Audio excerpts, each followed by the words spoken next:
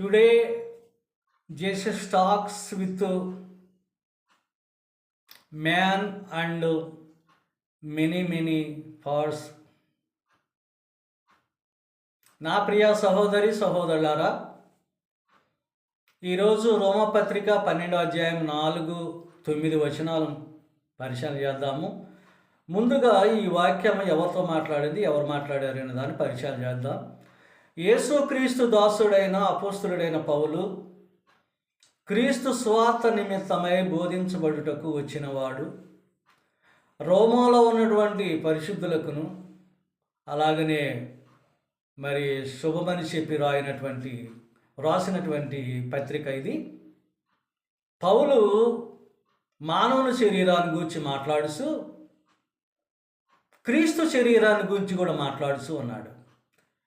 మానవుని శరీరంలో ఏమి అద్భుతాలు ఉన్నాయి, ఎలా ఉన్నాయి అనే దాని గురించి చెప్పి క్రీస్తు శరీరంలో ఎన్ని అద్భుతాలు ఉన్నాయో, ఎలా జరిగించబడుతున్నాయో, ఎలా జరిగించాలన్న దాని గురించి బోధ చేస్తూ ఉన్నాడు. నేనైతే ఇప్పుడు చూస్తున్నది మానవుల యొక్క పిక్చర్ని తీసుకుంటున్నానండి. This is picture of man. చూడండి, ఈయన ఒక్క శరీరములో అనేక అవయవములు ఉన్నాయి. ఒక్క శరీరంలో మనిషికి ఒక్క శరీరంలో అనేక అవయవములు ఉన్నాయి. ఈ అవయవములన్నీ కూడా ఒకటిగా పనిచేయవు, వేరువేరుగా పనిచేస్తాయి. అరికాలు మొదలుకొని నెత్తి వరకు పరిచయం చేస్తే ఎన్ని అవయవములు ఇచ్చాడో దేవుడు, అన్ని అవయవములు దాని పరిమాణం చొప్పున మానవుని యొక్క శరీరంలో పని జరిగిస్తూ ఉంటాయి. ఇది మనిషికి సంబంధించినటువంటి విషయం. ఈ మనుష్యుడు ఈ శరీరంలో అమర్చబడినటువంటి ప్రతిదీ కూడా ఒక్కదానికి అధికారం లేదు. దేని అధికారం దాందే, ఏ అవయవం పని దాందే. అలా జరిగిస్తూ ఉన్నాడని దేవుడు వాక్యం చక్కగా విభజిస్తూ ఉన్నాడు. ఇక ఇది మానవ శరీరం గురించి చెప్పాము, దేని దానికే పనిచేస్తాయని చెప్పి. రెండవది క్రీస్తుని గురించి చెబుదాం. క్రీస్తు శరీరంలో ఎన్ని అద్భుతాలు ఉన్నాయో. This is picture of God or Jesus. చూశారు కదా ఈ పిక్చరు. మనము అనేకులము క్రీస్తు శరీరంలో ఉండి ఒకరికొకరము ప్రత్యేకింపబడిన వారమై ఒకరికొకరము వేరే అవయవములు కలిగి ఉన్నాము. ఎవరికి వారే అవయవాలు కలిగి ఉన్నారు. కానీ క్రీస్తులో ఉండేది మాత్రం క్రీస్తు శరీరంలో ఉండేది మాత్రం అందరం. కానీ ఒకరికొకరము ప్రత్యేకింపబడి వారి విడివిడిగా అవయవములమై ఉన్నాం. అంటే ఎవరి పని వారు జరిగించే అవయవములుగా ఉన్నాం. ఈ అవయవములలో చక్కటి క్రమశిక్షణ ఇచ్చాడు. ఏంటంటే క్రీస్తు శరీరములో ఉన్న మనము ప్రత్యేకింపబడి వేరే అవయవములుగా ఉన్న మనకు అనేకమైనటువంటి కృపావరాలు అనేకమైన కృపావరాలు ఇచ్చాడు. ఈ శరీరంలో నుండి ప్రత్యేకింపబడిన అవయవాలకు అంటే మనకు కృపావరాలు చాలా ఉన్నాయి. ఆ కృపావరాలు పొందడానికి మనకు అవకాశం ఇచ్చాడు. ఎవరి నుండి? క్రీస్తు శరీరము నుండి. ఇది క్రీస్తు యొక్క శరీరంలో ఉన్నటువంటి విధానాలు. సరే, వాళ్ళు ఎలా ఉన్నారు అనేది మనం పరిశీలన చేస్తే, వాళ్ళు ఎలా ఉన్నారు, అవయవాలు ఎలా పనిచేస్తున్నాయి, ఏ అవయవానికి ఏ భాష ఇచ్చాడు, ఏ కృపావరం ఇచ్చాడు, అనేకమైన వరాలు అని చెప్పాం కదా, అనేకమైన కృపావరాలు ఉన్నాయని చెప్పాం కదా. ఆ కృపావరాల్లో ఒక్కొక్క మనిషికి ఒక్కొక్క విధానాన్ని, ఒక్కొక్క మనిషికి మరొక విధానాన్ని, భాష కావచ్చు, సేవ కావచ్చు, పరిచర్య కావచ్చు అనేది. సరే, పరిచర్యలో కృపావరాలు ఉన్నాయి. ఒకటోది మనం పరిశీలన చేస్తే ప్రవచన వరమైతే ప్రవచించేవారుగా ఉండాలి. అలాగే రెండవది పరిచర్యలోనూ పరిచర్య జరిగించేవాడు. పరిచర్య అంటే సంఘమునకు పరిచర్య జరిగించేవాడు, మందిరములో పరిచర్య జరిగించేవాడు, మందిరమును శుభ్రం చేయవాడు, మందిరముకు ఏది అవసరమో దాన్ని చేసేవాడు, మందిరమునకు సంఘమునకు ఏది అవసరమో దాన్ని సమకూర్చేవాడిని పరిచర్య జరిగించేవాడు అంటారు.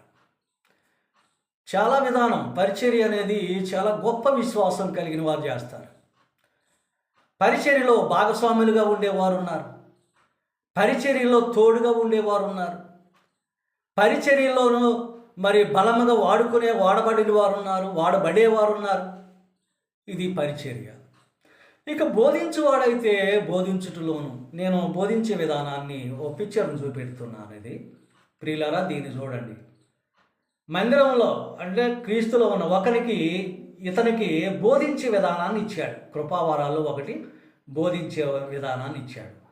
సంఘానికి ఎలా బోధించాలా, అసలు బలిపీఠం ఎదుట ఎలా నిలబడాలి, బలిపీఠం దగ్గర బైబిల్ను ఎలా చూపించుకుంటూ చదవాలా, బోధించబడాలా అనేది శ్రద్ధ కలిగి, నెమ్మది కలిగి, సమాధానం కలిగి సంఘమునకు బోధించేవాడుగా ఈ యొక్క మనిషికి ఇచ్చి ఉన్నాడు. అర్థమైనప్పుడు మూడు విధానాలు మాట్లాడాను. ప్రవచన వరం ఒకరికి, పరిచర్య మరొకరికి, సంఘమునకు బోధించేవాడుగా బోధకునిగా ఒకరికి ఇచ్చాడు. చూశారు కదా, ఈ విధంగా బోధించి సంఘాన్ని అభివృద్ధి కలగజేయాలా, సంఘములో అనేక మందిని సంతోషపడేవారుగా ఉంచాలా, మారు మనసు పొందేవారుగా ఉంచాలా, నిరీక్షణ పొందేవారుగా ఉంచాలా, దేవుని యొక్క వాక్యాన్ని నమ్మేవారుగా ఉండాలి, వినేవారుగా ఉండాలా, పొందేవారుగా ఉండాలా, పరిశుద్ధులై ఉండాలా. ఇది బోధించేవారి యొక్క విధానం. ఇక మనము హెచ్చరించేవాడు.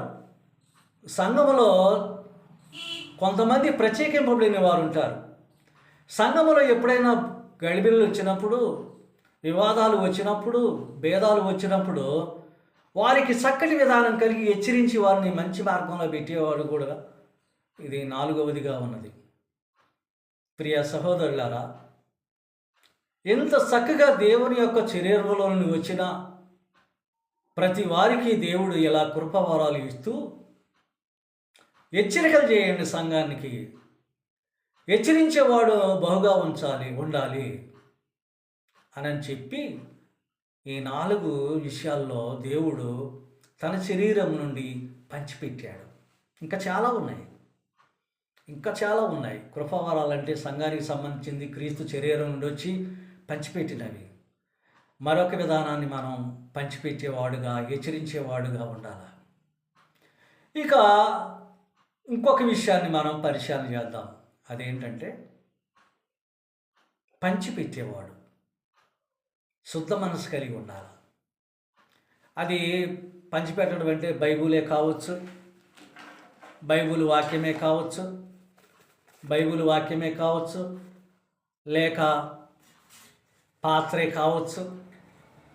ఒకవేళ సంఘములో దేవుని వాక్యము అనే పరిశుద్ధాత్మ అనే దేవుని వాక్యాన్ని బైబిల్ ద్వారా మరి పాత్రలోంది పంచిపెట్టే విధానం సక్రమంగా పంచిపెట్టేవానిగా, దేవుని వాక్యం అంటే ఆహారం కదా, ఈ ఆహారాన్ని పాత్రలో తీసుకొని ఈ ఆహారాన్ని ప్రతి ఒక్కరికి ఓ శుద్ధ మనిషి కలిగి పంచిపెట్టేవాడు ఎలా ఉండాలట, మంచి మనసుతో ఉండాలండి. శుద్ధ మనసు కలిగి ఉండాలి. శుద్ధ మనసు కలిగి ఉండకుండా పంచిపెడుతుంది అపవిత్రత అవుతుంది. అది వాక్యం కావచ్చు, వాక్యం బోధించేవాడు కావచ్చు, లేక సంఘములో వాక్యాన్ని ఆహారంగా బోధించేవాడు కావచ్చు. ఈ పాత్రలో పంచిపెట్టినప్పుడు శుద్ధ మనసు కలిగి వాడై పంచిపెట్టాలి. అర్థమైందండి? శుద్ధ మనసు లేకుండా చేసే ప్రతి పని కూడా అది వ్యర్థమని దేవుడు చెప్తూ ఉన్నాడు. అలాగే లేక వాక్యం మంచి మనసు కలిగి బోధించాలి, మంచి మనసు కలిగి అందరికీ సమానత్వంగా బోధించాలి. ఎగుడు దిగుళ్ళు లేకుండా, భేదాభిప్రాయాలు లేకుండా, బాధలు లేకుండా వాక్యాన్ని ఒక మంచి ఆహారంగా ప్రతి ఒక్కరికి తినిపించే విధంగా ఉండాలండి. ఇది పంచిపెట్టేవాని యొక్క విధానం. అర్థమైందండి? పంచిపెట్టేవాని విధానం ఈ విధంగా ఉండాలని దేవుడు కోరుకుంటూ ఉన్నాడు. ఇంకొక విషయాన్ని, కరుణ కలిగి ఉండాలి. కరుణించేవాడు ఎలా ఉండాలా? సంతోషపెట్టేవాడుగా ఉండాలా. చూడండి ఎన్ని వరాలు దేవునిలో నుండి మనకిచ్చినది.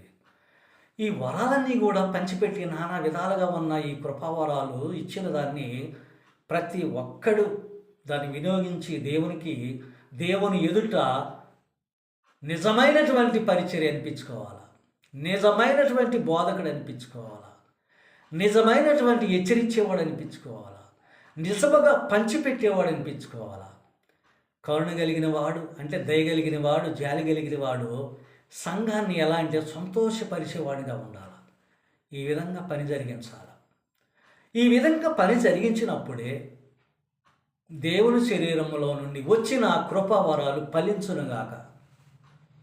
ఇంకొక విషయం ఏంటంటే, దేవుని విషయంలో మనం ఎలా స్వాభావికమైనటువంటిదిగా ఉండాలి అంటే, మనం ఎలా దాన్ని అంగీకరించాలంటే, మనం దాన్ని ఎలా పొందాలంటే, ప్రతి ఒక్కరండి, బోధ చేసే ప్రతి ఒక్కరు, మందిరంలో ఉండే ప్రతి విశ్వాసి చెడ్డదానిని అసహించుకొని మంచి దానిని హత్తుకొని ఉండుడి.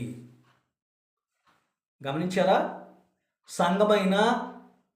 సంఘములో పరిచర్య చేసేవారైనా, బోధకుడైనా, హెచ్చరించేవాడైనా, విచారణ జరిగించేవాడైనా, పంచిపెట్టేవాడైనా, కరుణించేవాడైనా, దయగలిగేవాడైనా, పాటలు పాడేవాడైనా, ప్రార్థించేవారైనా, మంచి దుఃఖముతో మారుమనసు పొందినవాడైనా, తర్వాత ఈ విషయములన్నిటిలో కూడా ఉన్న ప్రతి ఒక్కరూ కూడా చేయాల్సిన పని ఏంటంటే, చెడును అసహించుకోవాలి, మంచిని హత్తుకోవాలి. ఇలా దేవుని యొక్క శరీరంలో నుండి ఉన్న మనము ఈ విధంగా కృపావరాల ద్వారా బోధించినట్లయితే దేవుడు సంతోషిస్తాడు, దేవుడు నిన్ను కరుణిస్తాడు, కాపాడుతాడు. నా ప్రియ సహోదరులారా, ఒక్కసారి మీరు ఆలోచించండి. మానవ శరీరాన్ని గురించి మొదట చెప్పాను, అది దాని ఇష్టం వచ్చినట్టు పనిచేస్తుంది. కానీ క్రీస్తులోకి వచ్చిన నీవు, అనేకమైన మనము అనేక అవయములుగా ఉన్న మనము, ఆ అవయములకు కృపావరాలు దయచేసిన మహాపరిశుద్ధుడు ఎవరంటే మన క్రీస్తు. మన కొరకు మరణించి తిరిగి లెగిచిన వాడే మన ప్రభు అయిన యేసుక్రీస్తు. దేవుడి వాక్యాన్ని మనందరికీ ఫలింపచేయనుగాక. May God bless you.